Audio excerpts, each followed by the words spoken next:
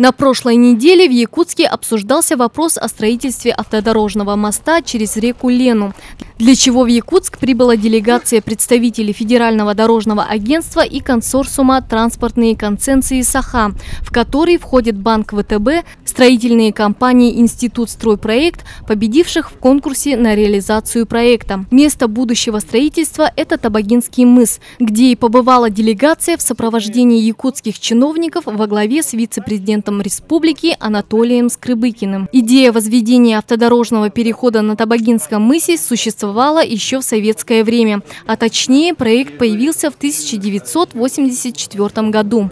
Далее были и другие предложения, как, например, строительство моста в районе Нижнего Бестяха, поскольку в районе Табаги идет оседание грунта, что может повлиять на ход строительных работ. Также встает вопрос о сохранении экосистемы бассейна реки Лены. По утверждению генерального директора ЗАО «Институт Стройпроект», все технологические и экологические стандарты будут соблюдены. Современные строительные технологии позволяют строить практически в любых условиях, это уже на сегодняшний день доказано.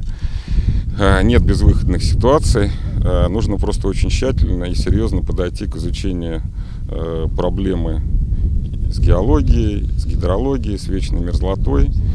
И к решению этой проблемы будут привлечены, я думаю, лучшие силы, и в том числе и специалисты Института мерзлотоведения, и специалисты Петербургского гидрологического института, лучшие специалисты нашего института и наших субподрядчиков. Много обсуждений, дискуссий, и надеюсь, что мы всех убедим в том, что решения, которые приняты будут при проектировании и строительстве этого мостового перехода, обеспечат его надежность, долговечность.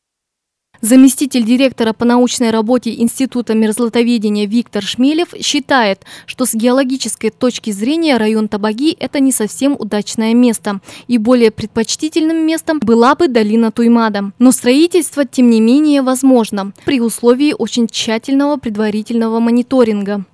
В пределах долины Туймады тектоническая, гравитационная обстановка, она стабильная, по сути дела. Поэтому здесь не наблюдается никаких подвижек, таких вот вертикальных перемещений. А вот высокая плата, которая сохранилась, и особенно бровка, она находится в очень напряженном состоянии. Наиболее такие напряженные состояния – это вот возвышенные места этого плата, это Кангаласский мыс и Табагинский мыс. Вот эти повышенные участки, они находятся в постоянном вертикальном перемещении вверх, то есть такие восходящие движения, подвижки. Но интенсивность их не очень высока, но она, в общем-то, ощущается. В 2014 году вот, на Табагинском мысу, но не на самом мысу, где Табага располагается, немножко туда дальше, вверх по течению, произошел, значит, селевый вынос. И вынесло, значит, огромное количество материала в припойменный участок. И объем этого вынесенного материала оценивается в 50 тысяч кубометров грунта. Все вот эти вот вещи говорят о том, что действительно очень такие напряженные эти участки. Сложность вот этого участка еще заключается в том, что в районе Табагинского мыса, значит, отмечается сквозной талик под руслом Лены.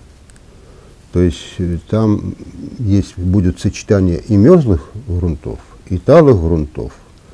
И вот сочетание талых и мерзлых грунтов – это вот такая тоже, в общем-то, не совсем хорошее сочетание, я имею в виду, в качестве вот опор мостов там и так далее.